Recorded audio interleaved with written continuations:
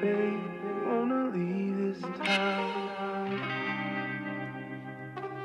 I'm saying, love her if you wanna go, I'm down. Darling, we'll make a bigger thing.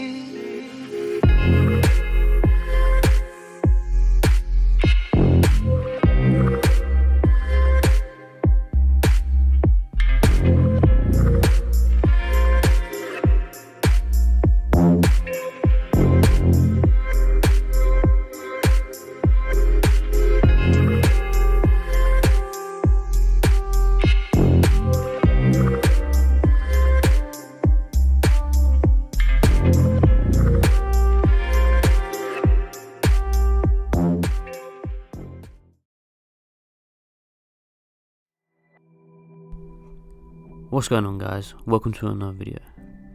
In today's video we'll be looking at the iPad Pro and the iPad Air. A lot of you guys have been saying that you're looking to grab an iPad for trading, so I thought I'd make this video to help you decide which one to buy. Okay, so let's start by looking at the iPad Air. Like all of Apple's products, the iPad Air is an extremely well designed device. Even at a lower price tag, the iPad Air still has a premium feel and experience. When it comes to performance, the iPad Air handles most tasks without any problems. Now that Apple have added the M1 chip into their iPad Airs, users should be able to carry out tasks on their iPads almost effortlessly. Compared to the previous A14 chip, the M1 chip should make completing tasks on the iPad even faster than before. However, the difference in performance won't be noticeable to many users who only use the iPad for basic tasks. Then you have the Liquid Retina display on the iPad Air, which is extremely clean. The display is very nice and enjoyable to use. Whether you're looking at charts or just watching YouTube, you will have a great experience. Even though the display is not as vivid as the display on the iPad Pro, the colours still look very sharp when compared to other tablets on the market. The iPad Air also has both a back and front facing camera. Both are decent, however I don't think the camera quality will be the deciding factor on whether you buy an iPad Air or a Pro.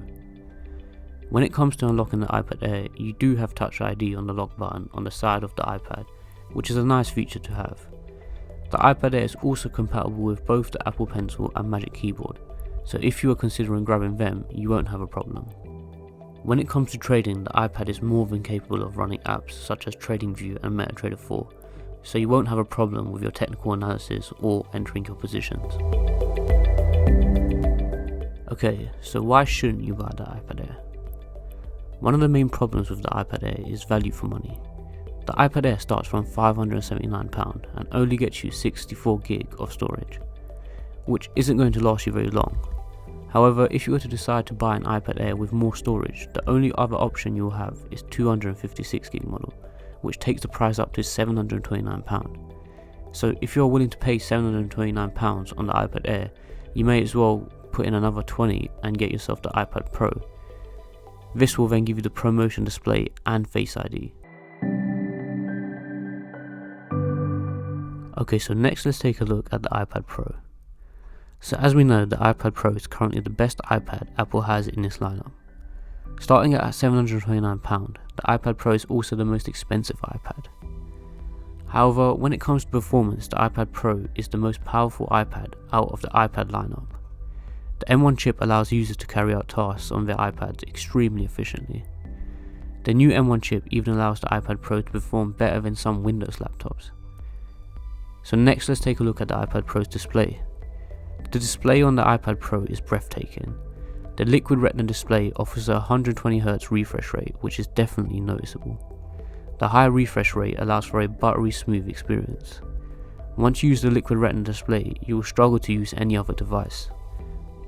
Just like the iPad Air, the display on the iPad Pro is very nice and enjoyable to use. However, the 120Hz refresh rate makes all the difference. Whether you're looking at charts, multitasking, or just watching content, you'll have the best possible experience. Like the iPad Air, the iPad Pro also has both a back and front facing camera. Both iPads have a 12MP wide camera on the back, however, on the iPad Pro, you also have a 10MP ultra wide camera. When it comes to front facing cameras, the iPad Pro has a slightly better camera as it offers portrait mode. But like I said earlier, I don't think anyone is buying an iPad just for the camera. Okay, so when it comes to unlocking the iPad Pro, you have Apple's latest Face ID, which is very useful, especially when you use the iPad as much as someone like me does. However, I do believe the Face ID sensor could be in a better position, as I do find that my finger blocks the sensor when I'm holding the iPad in a landscape position. Like the iPad Air, the iPad Pro is also compatible with both the Apple Pencil and Magic Keyboard, so if you wanted to grab them with the iPad Pro, you won't have a problem. Okay, so why shouldn't you buy the iPad Pro? Before the M1 chip was added to the iPad Air, the iPad Pro would have been the best option for anyone looking to buy an iPad. However, now that the iPad Air also has that new M1 chip, buyers can choose between the two. If you are someone who doesn't require a lot of storage and thinks 64GB is enough for you, then you could save yourself about £200 by buying the iPad Air instead of the iPad Pro. Also, if you aren't someone who plans on using the iPad outside, then a slightly dimmer display isn't going to affect you. The only two features which may push you to buy the iPad Pro are Face ID and the 120Hz display. So I'd advise you to go use both iPads in store before you decide which one you want to buy.